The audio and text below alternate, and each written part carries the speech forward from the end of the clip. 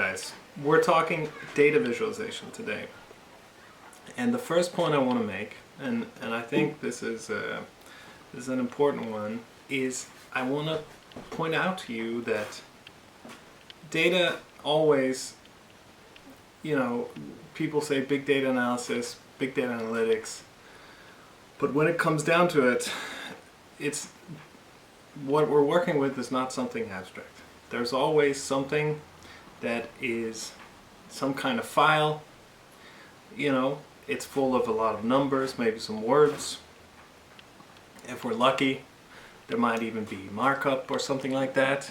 And I think just to kind of illustrate this whole idea, let's see if we can make this file in front of us come alive. So if we look at it closely, we can see that there's some clues regarding what we want to do here, what we're looking at. It says something like Garmin Connect. It says something like what time it is. You can see it's recorded long ago. This will be clear why in just a little bit. You could also see that there's something that says LAN and LAT, which if you ever worked with anything that has to do with where you are on the globe, that'll be a sign. And you can see they come. And you could also see that the file has an extension, which is also a lot of times a clue of what's in it. So if we now believe this is actually some kind of GPS file, it actually also has a lot of other stuff like heart rate that's collected through some kind of heart rate monitor. We can plot it. We can plot the points, and we can see they look like this. So it doesn't really tell us a lot more. We need somehow more context. The cool thing, as I'll show with GPS, is we can get a lot of context. And because we know something about the Earth, for example, we can infer the altitude. So we could see that actually this trip started from up high at 50 meters and it went down to around 10 meters. And let me now try and sort of narrate the movie behind it. You should be seeing it now, and you can see, basically you can see that now I'm leaving something that looks a lot like DTU campus, and I'm rendering this in Google Earth, and it's kind of nuts how many details that you can add to this trip if you just know that where I am. Then Google knows a lot about what's around. They know the buildings, they know the trees, and you could kind of gently see me leaving the DTU campus here. It's pretty sweet. But actually, so we're taking the data in the file we're looking at and we're making it richer. But a lot of this is also inferred. So we're sort of, we're making something more rich. So what we can do, I recorded this previously, so I have to remember, but I think right around now, what I'm going to show you is that actually Google doesn't know all this. They infer it from pictures that they've taken. So now we sort of flattened this out, and now you can see, you can see the images from which they infer all these buildings and trees. So this is taking sort of these raw data, these non-abstract data in the file, and it's adding some kind of richness around them. And I'll even try here to just give you context, see everything from a different angle, and all of a sudden you can see that around each little point in this map, and this map covers more or less the whole Earth, you have this kind of richness. So anyway, I thought that was a kind of a neat thing to show. But anyway, it's not about visualizing my GPS tracks. It is in fact about understanding data. It's about getting into it. So how do we understand data? And traditionally in science, what we use is something called statistics. Okay? You've heard about it. You may have learned it. Some of you might be experts in it. And the downside of statistics when the data is very complex is that the statistics might be might not have been developed yet, or it might be really difficult. But we are lucky because the human mind comes with built-in statistics tools, all right?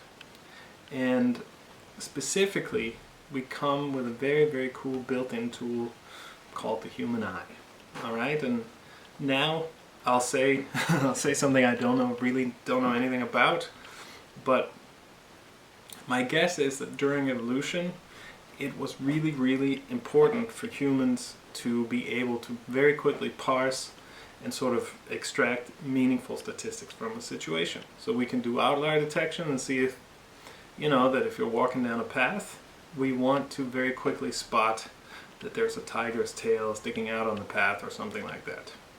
We want to be able to very quickly grasp sizes of big and small, and so on and so on. So let me try and illustrate that. So one great example is if we take the number 1 and we take the number 1,000. All right, we've said them, we know what they mean. But do we really know what they mean? And we can ask our eyes to help us in this task. So here, I've plotted now a little line of length 1, and next to it I've plotted a line that's 1,000 times longer. And all of a sudden we get a much stronger picture of how much bigger something what 1,000 times really mean. And I think this is a kind of a neat example. We can also do it, with dots, 1 dot versus 1,000 dots. It's also kind of a neat illustration. And again, this comes to us directly just from our eye. Another example is sort of patterns in time. Here, I've taken the Holy Bible, and what I've done is I've just sort of said, we take how many words are in, I guess, this is the Old Testament, and we can say how frequently, and sort of, we just line up all the words in one long line, and then you say how frequently do they say the word Lord, how frequently do we say the word Adam, Eve, Cain, Noah, Babel, so on. And what you can see, which is neat, is that you can begin to say how important is each character in this book. The Lord seems to be an important guy, Noah also a lot of stuff. You can also see when they occur in time. You could see which parts of the story occur when. So just by plotting this, we begin to get an intuitive feel. So we sort of, to engage this eye, our visual statistics tool, we need to somehow plot it and visualize the data in the right way. Another cool thing is that the eye works when statistics fail. So we went through this example already, but I'll repeat it here because it's important, of Anscombe's quartet, where we had these data sets, and we can see that when we see the data sets, we can't really do much with the table. We can also calculate all the classic statistics, and they will all give us the same mean, the same variance, and even the same correlation between variables. But the second we plot it, we can immediately see the differences.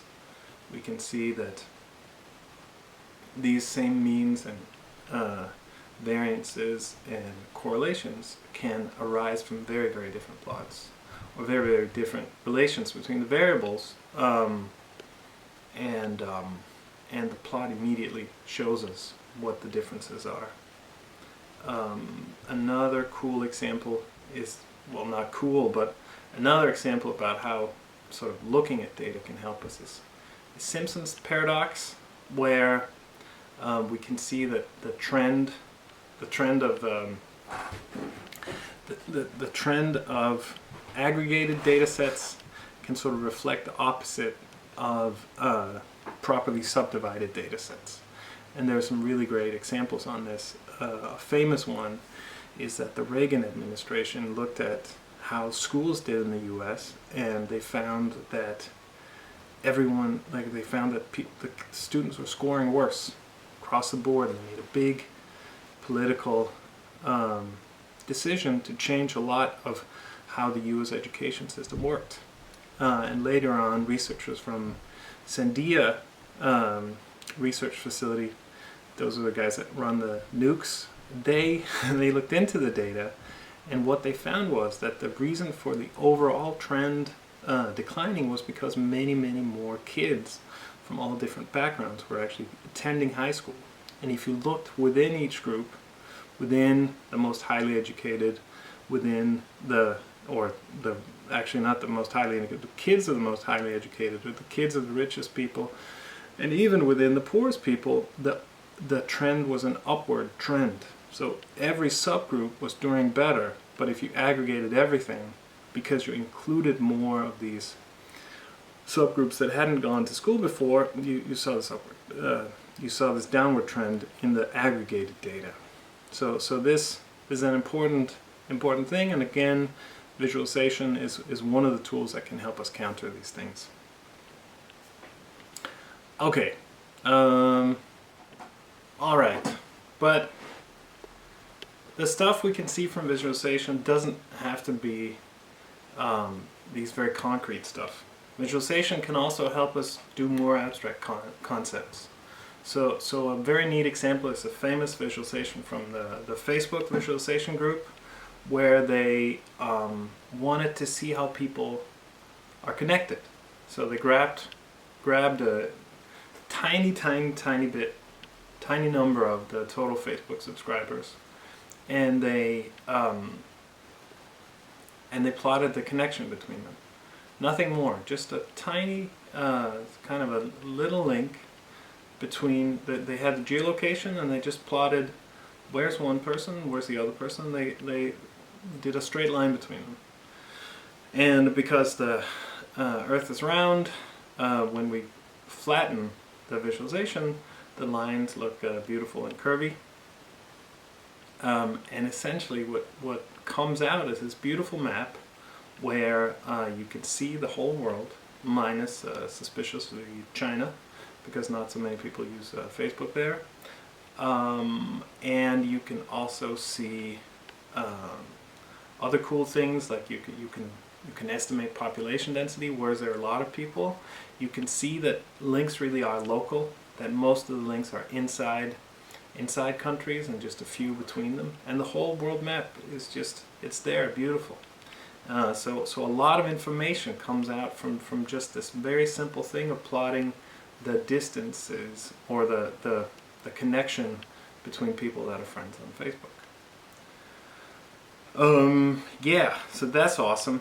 Another thing, here's like a little thing about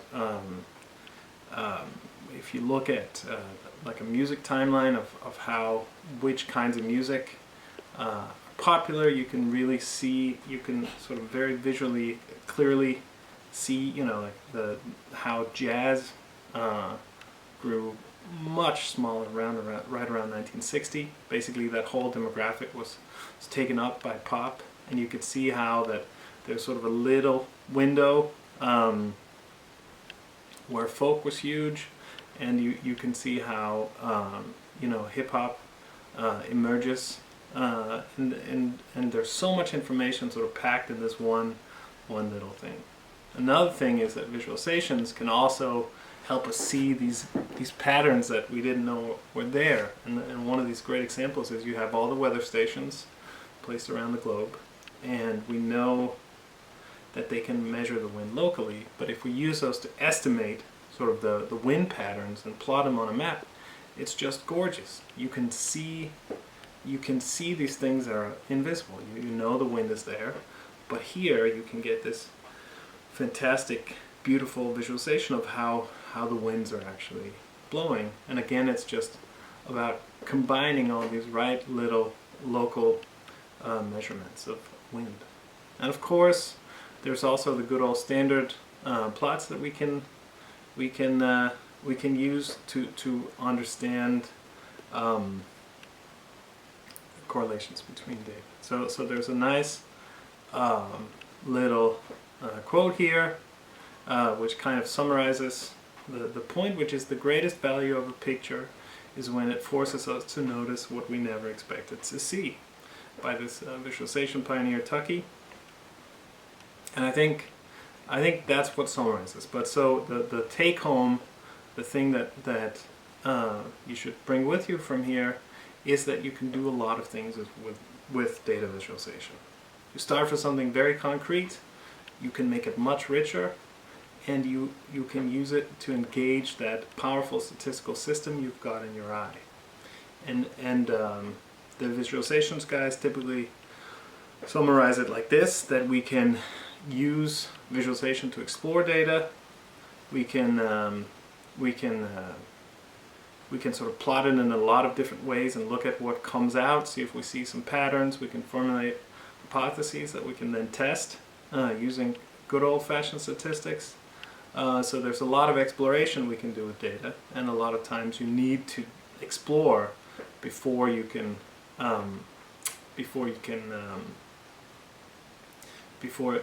so I mean, that's how I do a lot of my research, is to do this exploration before you can figure out what is actually the interesting thing to look for.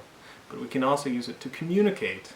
There's a lot of information that can be packed into an image, and something that takes a long time to explain can be communicated very clearly if you draw the right image, right? And the communication examples were the stuff where I said, you know, like if I really wanted to get you to understand the difference between 1 and 1,000, visualization is a great way of doing it.